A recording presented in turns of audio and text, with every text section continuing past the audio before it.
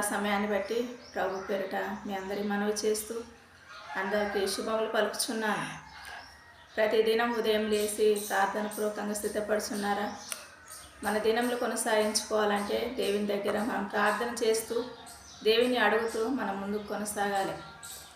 ఈ దినం దేవుని వాగ్దానం చూసుకుందాం. 102వ కీర్తనలో 24వ వచనం, నేను ఇలాగ మనవి చేస్తేనే నా దేవా, నా దినముల మధ్యను నన్ను కొనిపోకుము, నీ సంవత్సరంలో తరతరంలో ఉండును. దావీదు మహారాజు దేవుని దగ్గర నేను ఇలాగ మనవి చేసుకుంటున్నాను అని దేవుని దగ్గర అడుగుచున్నాడు. మనం కూడా అదేవిధంగా ప్రతిరోజు మనం ప్రార్థన చేసుకునే విధంగా మనం అడగాలి దేవుని దగ్గర ప్రతిరోజు. ఏమని అంటే, నా దేవా, నా దినముల మధ్యను నన్ను కొనిపోకుమని. ప్రతిరోజు మనం చూస్తున్నాం ఎన్నో అపాయాలు, ఎన్నో మరణకరమైన పరిస్థితుల గుండా ఎంతోమంది కొనిపోబడుతున్నారు.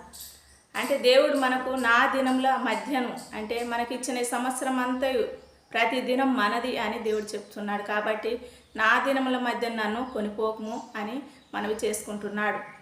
నీ సంవత్సరంలో తరతరంలో నాకు ఉండాలని ఆయనే మనవి చేసుకుంటున్నాడు. కాబట్టి మనం కూడా ప్రతిరోజు దేవుడు ఆయుష్ పొడిగించేలాగున మనం కూడా ప్రార్థన చేసుకుందాం, ప్రార్థన పూర్వకంగా ఉందాం.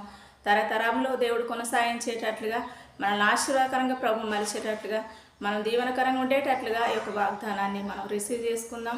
మనం వాగ్దాన పూర్వకంగా మనం ముందుకు నడుద్దాం. దేవుడి వాగ్దానం దీవించునుగాక. ప్రార్థన చేసుకుందాం. పరిశుద్ధుడా, ప్రేమ కలిగిన తండ్రి, నమ్మకం కలిగిన దేవుడా, నీ పాదములకు వందనాలు స్తోత్రాలు చెల్లిస్తుంటున్నాను యేసయ్య.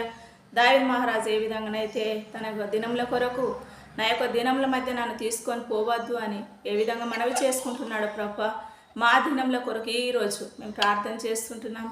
అనేక తరతరంలో మేము కొనసాగే విధంగా దీవించమని, ఆశీర్వదించమని, ప్రతి ఒక్క సమస్య నుంచి, ఇరుకు ఇబ్బందుల నుంచి, శోధనల నుంచి తండ్రి, బిడ్డలు ఎంతమంది అయితే ఉన్నారో తండ్రి, వాళ్ళందరినీ యేసు నామములో విడిపించబడుదురు గాక అని ప్రార్థిస్తూ కృపచూపుతూ మహిమ తెచ్చుకోమని యేసు నామములో దీవిస్తూ ఆశీర్వదిస్తూ యేసు నామములో వేడుకుంటున్నాను మా తండ్రి.